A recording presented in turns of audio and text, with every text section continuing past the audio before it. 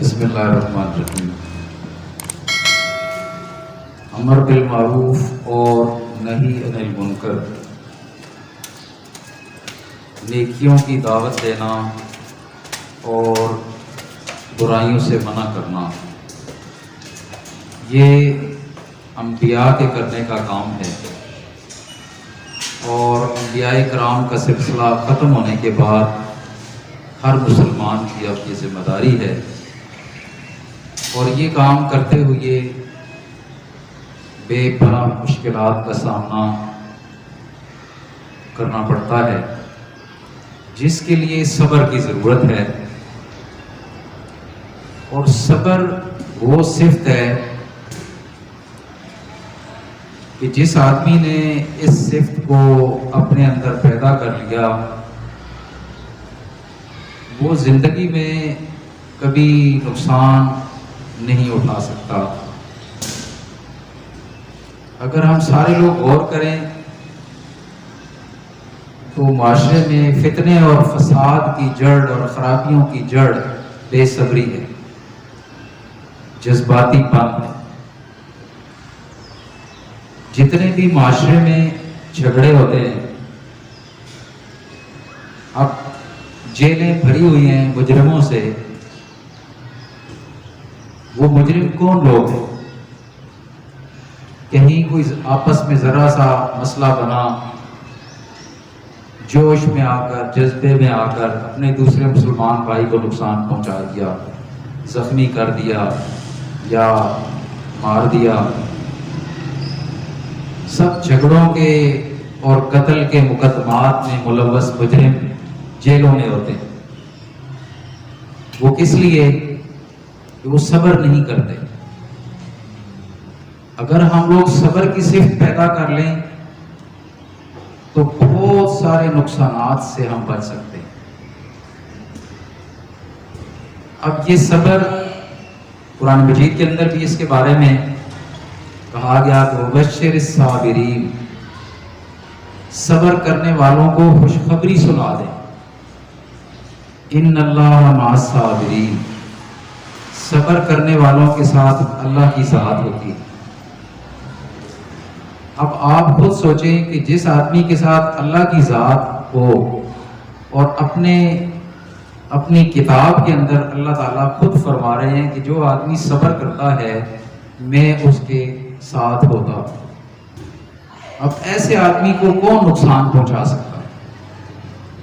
اب بظاہر تو دو آدمیوں کے درمیان جھگڑا ہوتا ہے، ایک آدمی دوسرے کو برا بھلا کہتا ہے یا نقصان پہنچانے کی کوشش کرتا ہے، دوسرا آدمی کچھ نہیں کہتا، وہاں سے ہٹ جاتا ہے، گالی کا جواب نہیں دیتا، جھگڑے کا جواب نہیں دیتا، یا ایک آدمی دوسرے کو مارنے کی کوشش کرتا ہے، دوسرا جواب میں مارتا نہیں ہے بلکہ ایک طرف ہو جاتا ہے۔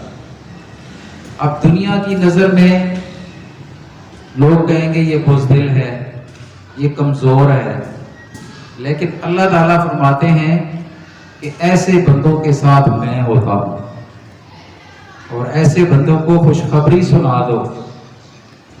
اور پھر سورہ العصر میں تو کہا گیا کہ یہ چار صفات میں سے ایک وہ اہم صفت ہے صبر، کہ جو آدمی اپنے اندر پیدا کر لے گا وہ دنیا اور آخرت میں نقصان اور گھاٹے سے بچ جائے گا۔ تو اس لیے یاد رکھیں، یہ صبر کی صفت اپنے اندر پیدا کر لیں۔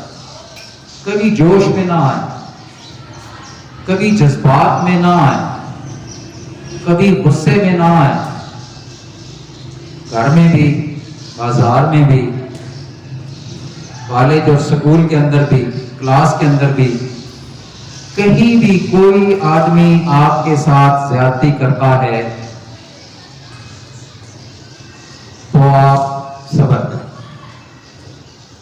آپ دیکھیں کہ ہمارے پیارے نبی صلی اللہ علیہ وسلم نے مکے کے اندر جو 13 سال گزارے، لوگوں نے کیا کچھ آپ کے ساتھ نہیں کیا، کون سی زیادتی تھی کہ جو آپ کے ساتھ نہیں کی گئی۔ لیکن آپ نے صبر کیا، اور اس صبر کا نتیجہ کیا ہوا کہ آج اسلام پوری دنیا کے اندر پھیل گیا۔ رسول اللہ صلی اللہ علیہ وسلم کی زندگی کے اندر بھی اسلام دنیا کے اندر غالب آ گیا، اسلام کی حکومت قائم ہو گئی۔ تو یہ صبر کتنی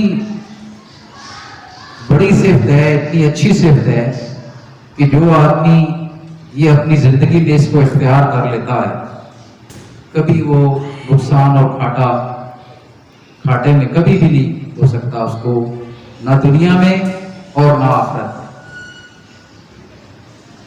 ہمارے معاشرے میں جہاں کہیں لڑائی اور جھگڑا ہوتا ہے وہاں بے صبری یا جذباتی پن کی وجہ سے ہوتا ہے۔ اگر ایک بندہ دونوں فریقین میں سے ایک بندہ بھی صبر کر لے، ایک فریق صبر کر لے، تو جھگڑا نہیں ہوتا، نقصان نہیں ہوتا۔ چھوٹی چھوٹی باتوں پر ہم آپس میں لڑ پڑتے، بے صبری کا مظاہرہ کرتے۔ تو آج کی ہماری گفتگو کا خلاصہ کیا ہے؟ اور آج یہ سورۃ العصر اس کی تشریح مکمل انشاءاللہ ہو رہی ہے کہ اللہ تعالیٰ نے زمانے کی قسم کھا کر فرمایا کہ جو آدمی یہ 4 صفات اپنے اندر پیدا کر لے وہ دنیا اور آخرت میں نقصان سے بچ سکتا ہے۔ یہ 4 صفات یاد کر لیں۔ پہلی صفت ہے ایمان کی صفت، دوسری صفت ہے اعمال صالحہ، نیک اعمال کی صفت، تیسری صفت ہے کہ لوگوں کو نیکیوں کی طرف بلانا اور برائیوں سے منع کرنا، اور چوتھی صفت ہے صبر کرنا۔ یہ 4 صفات اگر ہم اپنے اندر پیدا کر لیں تو اس صورت کے اندر اللہ تعالیٰ نے خوشخبری سنا دی ہے کہ وہ لوگ نقصان اور گھاٹے سے بچ جائیں گے دنیا میں بھی اور آخرت میں بھی، جو یہ 4 صفات اپنے اندر صحیح طریقے سے پیدا کر لیں گے۔ تو یہ 4 صفات کو ہم نے اپنے اندر پیدا کرنا ہے۔ اللہ پر پکا ایمان ہو، اللہ کے فرشتوں پر، اللہ کے انبیاء پر، اللہ کی کتابوں پر، یوم آخرت پر پکا ایمان ہو، اور جتنے اچھے اعمال ہم کر سکیں دنیا میں، جتنے نیک اعمال، تاکہ قیامت والے دن ہمارا دایاں پردہ جھک جائے اور اللہ تعالیٰ ہمیں جنت کے اندر داخل کرے، دوزخ کے عذاب سے ہم بچ جائیں۔ اور تیسری صفت جو میں نے آپ کو بتائی امر بالمعروف اور نہی عن المنکر کی، وہ بھی ہم میں سے ہر ایک کا فرض بنتا ہے۔ ہم نے جو کچھ اپنے بڑوں سے سیکھا ہے دین کے بارے میں، اس کو ہم نے آگے پھیلانا ہے۔ جہاں بھی ہم سے ہو سکے خود بھی دوسرے لوگوں کو اچھے کاموں کی تلقین کرنی ہے، اور جو لوگ یہ کام کرتے ہیں، علماء کرام ہوں یا کوئی لوگ بھی جو دعوت اور تبلیغ کا اور نیکی کی طرف بلانے کا کام کرتے ہوں، ان کی عزت کریں اور احترام کریں۔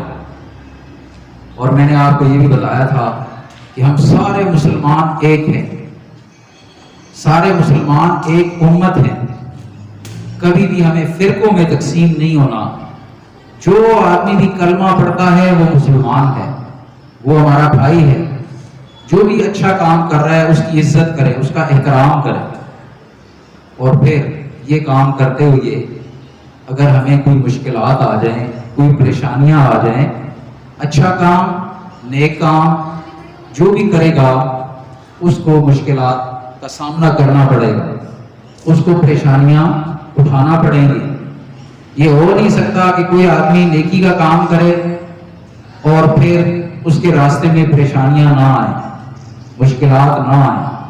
یہ انبیاء کی تاریخ ہمیں بتاتی ہے، اللہ کی کتاب ہمیں بتاتی ہے کہ جس آدمی نے بھی دنیا میں اچھا کام کیا ہے اس کے راستے میں مشکلات آتی ہیں، روڑے اٹکائے جاتے ہیں، سازشیں کی جاتی ہیں، پراپیگنڈے کیے جاتے ہیں، یہ سارے کام ہوتے ہیں۔ اس دوران صبر کا مظاہرہ کرنا ہے، حوصلے کا مظاہرہ کرنا ہے، ٹھنڈے ٹھنڈے دماغ کے ساتھ کام کرنا ہے، جوش میں نہیں آنا، جذبات میں نہیں آنا، لڑائیاں نہیں کرنی، جھگڑے نہیں کرنے، بلکہ حکمت کے ساتھ یہ کام کرنا ہے۔ قرآن میں آتا ہے کہ ادعو الی سبیل ربک بالحکمہ والموعظۃ الحسنہ، کہ لوگوں کو اللہ کے دین کی طرف بلانا ہے عقل مندی کے ساتھ، عقل مندی کے ساتھ، حکمت کے ساتھ، دانائی کے ساتھ۔ یہ کام اگر ہم کریں گے تو انشاءاللہ دنیا اور آخرت میں کامیابی ہمارا مقدر ہوگی۔ اللہ سے دعا ہے کہ اللہ کی ذات ہمیں عمل کی توفیق عطا فرمائے۔